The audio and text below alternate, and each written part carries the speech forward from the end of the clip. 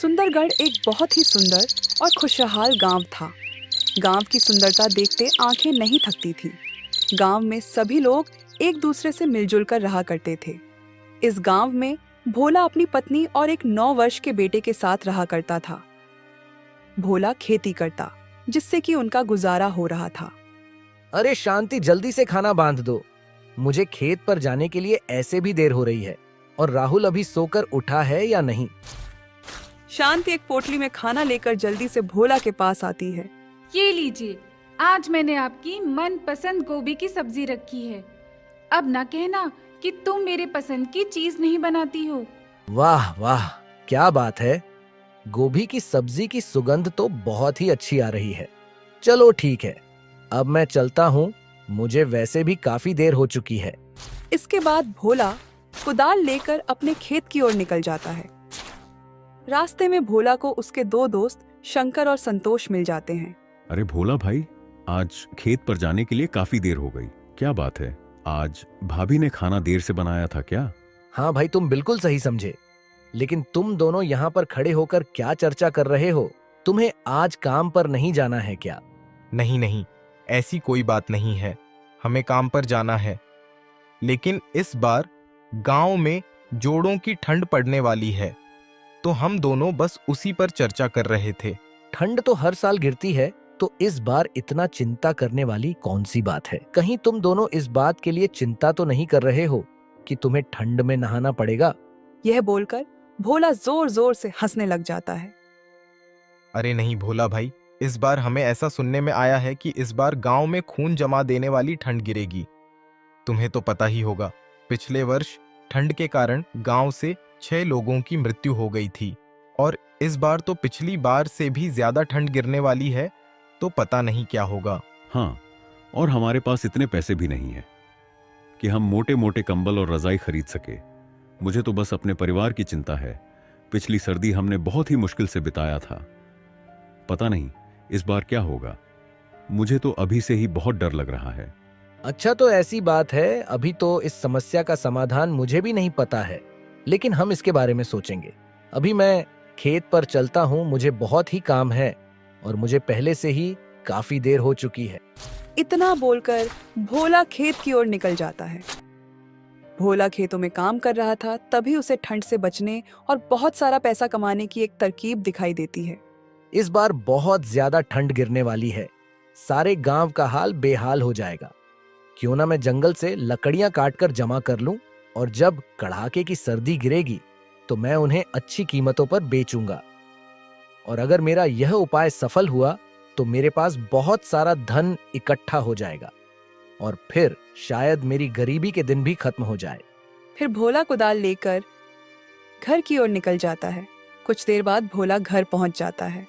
अजी, क्या बात है, आज आप खेत से बहुत जल्दी लौट आए। कोई समस्या है क्या, या फिर आपकी तबीयत ठीक नहीं है?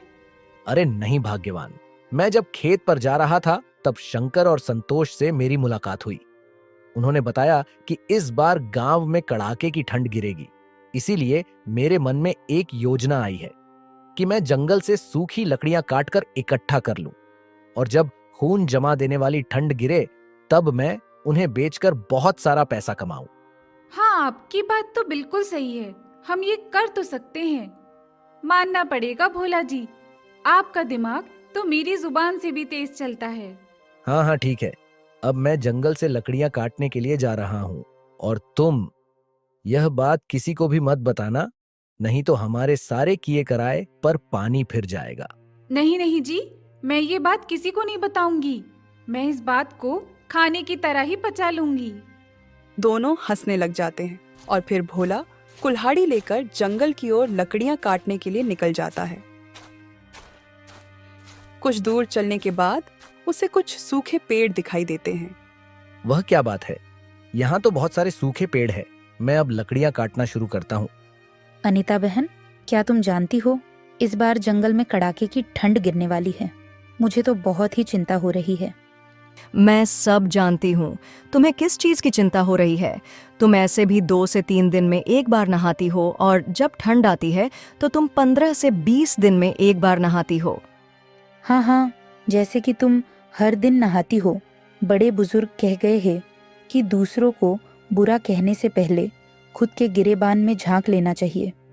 भले ही मैं 15 से 20 दिन में एक बार नहाती हूँ, लेकिन मैं तुमसे सुंदर ही दिखती हूँ। और अगर यकीन न हो तो सारे गांव वाले से पूछ लेना, आई बड़ा मुझे ज्ञान देने वाली। हाँ, ये बात तो सही है। बस एक ही समस्या है कि तुम्हारे शरीर से बदबू बहुत आती है, इसलिए सुंदर दिखने के साथ साथ कभी कभी नहा भी लेना चाहिए। हाँ ठीक है, मैं जानती हूँ, और यह भी जानती हूँ कि लोगों की तरह तुम भी मेरी खूबसूरती से जलती हो। ठीक है, तुम दोनों ही सुंदर हो और हर रोज नहाती हो। अब लड़ाई करना बंद करो और यह सोचो कि इस बार ठंड से कैसे बचा जाए, नहीं तो हम सबकी कुल्फी जम जाएगी। बचने का तो बस एक ही उपाय है, कंबल के अंदर रहो और पानी से दूर रहो। दूसरी ओर भोला हर रोज जंगल जाता और ढेर सारी सूखी लकड़ियां काट कर लाता।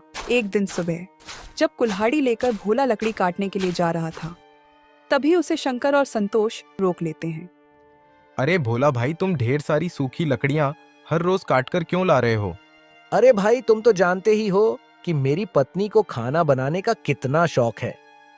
वह हर रोज तरह तरह के पकवान बनाती है, जिसके कारण काफी सारी लकड़ियां चूल्हा जलाने के लिए लग जाती हैं। इसीलिए मुझे हर रोज लकड़ियां काटने के लिए जंगल जाना पड़ता है। लेकिन भोला भाई, हमें तो यह पहली बार पता लगा कि तुम्हारी पत्नी खाना बनाने की शौकीन है। हमने पहले ऐसा कभी नहीं सुना है। फिलहाल छोड़ो, तुम कह रहे होंगे तो सही ही होगा। शंकर और संतोष को भोला की बात सुनकर कुछ अजीब लग रहा था, लेकिन उन्होंने इन बातों पर ज्यादा ध्यान नहीं दिया। ठीक है भाई, अब मैं चलता हूँ। कुछ दिन इसी तरह बीत गए। भोला जंगल जाता और सूखी लकड़ियां काट कर लाता। अब उसके पास बहुत सारी लकड़ियों का भंडार हो गया था। कुछ ही दिन बाद गांव में ठंड गिरना भी शुरू हो गई थी।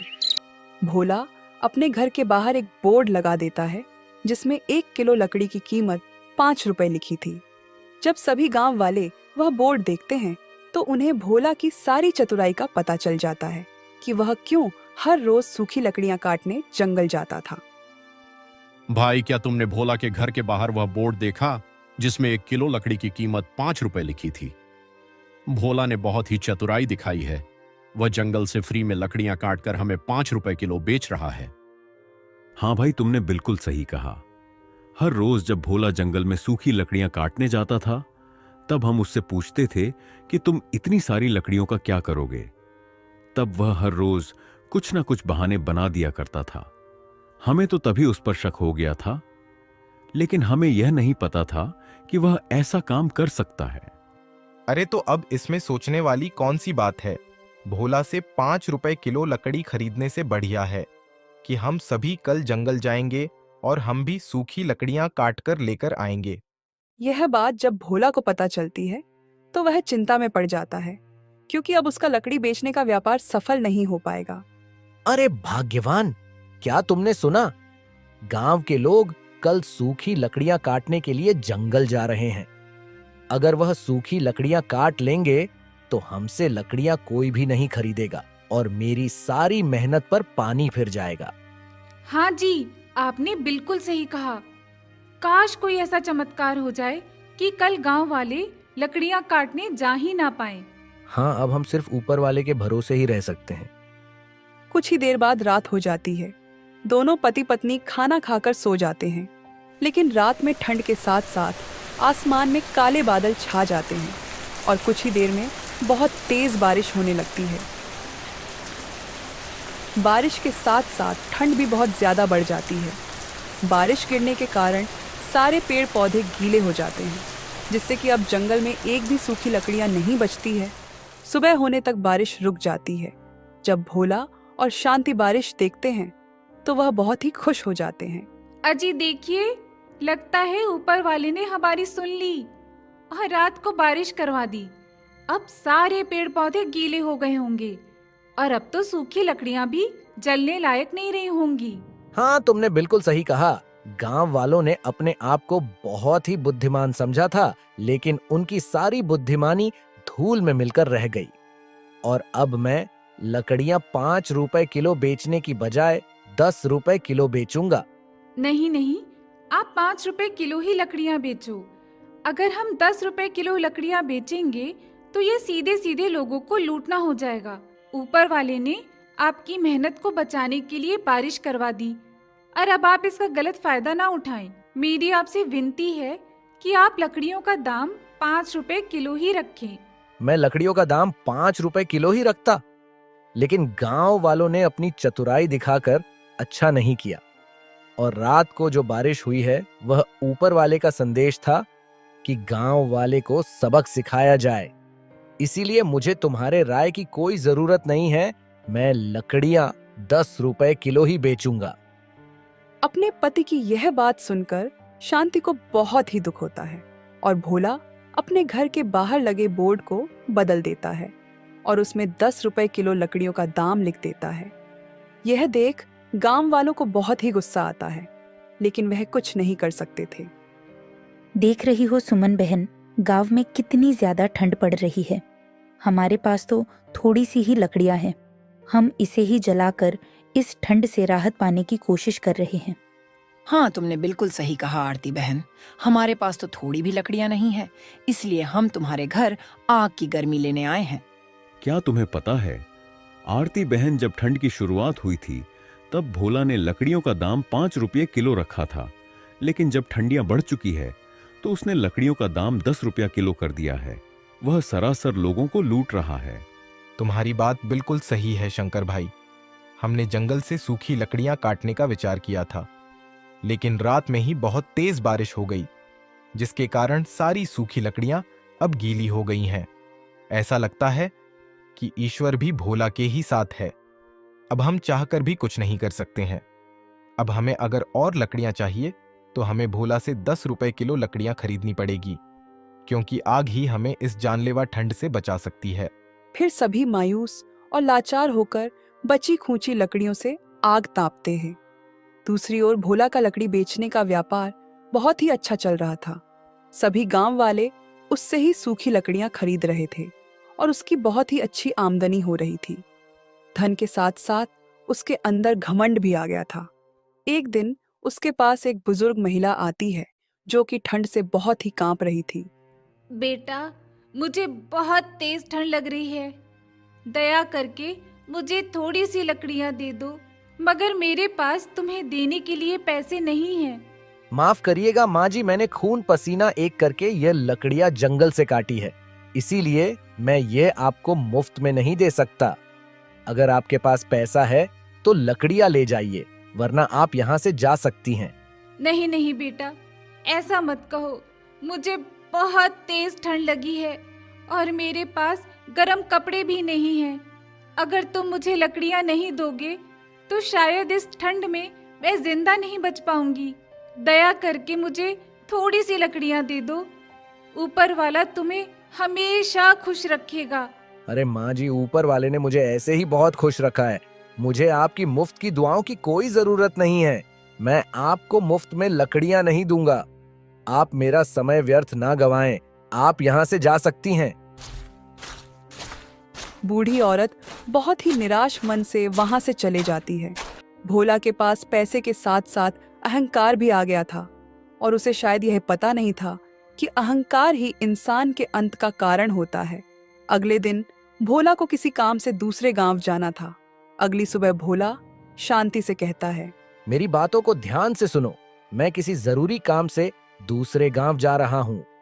लकड़ी बेचने का काम तुम आज के लिए संभाल लेना, और याद रहे किसी को भी मुफ्त में एक भी लकड़ी का टुकड़ा मत देना। आप लोगों पर इतना अत्याचार कर रहे हैं, मुझे ये बिल्कुल भी सही नहीं लग रहा है। अभी भी मौका है, हमें पैसे कमाने के साथ साथ दुआएं भी कमानी चाहिए। आप मेरी बात को मान लीजिए और लकड़ियों की कीमत कम कर दीजिए, ताकि सभी इस जानलेवा ठंड से बच सके और हमारा भी थोड़ा मुनाफा हो जाए। अब मेरे दिन इतने भी कमजोर नहीं हैं कि मैं तुम्हारी बातें सुनूं। मैं जितना बोलता हूँ बस तुम उतना ही करो। तुम्हें अपना दिमाग चलाने की कोई जरूरत नहीं है, नहीं तो अच्छा नहीं होगा। अपने पति की ऐसी कड़वी और क्रोधजनक बातें सुनकर शांति इसके आगे कुछ भी नहीं बोल पाती है। लेकिन वह मन ही मन यह समझ जाती है कि विनाश की घड़ी नजदीक है। इसके बाद भोला दूसरे गांव की ओर निकल जाता है। घर में अब सिर्फ भोला की पत्नी और उसका 9 साल का एक बेटा ही था। शांति घर के बाहर बैठकर आग ताप रही थी और उसका बेटा राहुल घर के अंदर खेल रहा था। राहुल को बहुत ही ठंड लग रही थी और राहुल अभी बहुत ही नादान था। मुझे कितनी ठंड लग रही है। माँ तो बाहर आग की गर्मी ले रही है। यहाँ जो पिताजी ने सूखी लकड़ियाँ रखी है, मैं भी उसमें आग लगाकर आग ताप लेता हूँ। राहुल बहुत ही नादान था। वह यह नहीं जानता था कि एक लकड़ी में आग लगाने से सारी लकड़ियां जल जाएगी। राहुल एक लकड़ी में आग लगा देता है। लकड़ियां सूखी थीं, इसलिए तुरंत ही सारी लकड़ियों में आग लग जाती है। देखते ही देखते उनका घर जलने लग जाता है। शांति बाहर खड़े होकर रोते हुए सिर्फ तमाशा देखते रह जाती है, क्योंकि घर के अंदर जाने का कोई भी रास्ता नहीं था। पूरे घर में भयंकर आग लग चुकी थी और कोई भी गांव वाला आग बुझाने के लिए नहीं आया, क्योंकि भोला ने सब पर थोड़े से पैसे के लिए अत्याचार किया था। उस आग में भोला का बेटा राहुल भी जलकर मर जाता है। कुछ घंटे बाद घर जलकर राख में बदल जाता है। जब भोला घर वापस आता है तो शांति उसे सारी कहानी बताती है। यह सुन भोला बहुत ही रोने लग जाता है और उसे अपनी गलती की सजा मिल जाती है।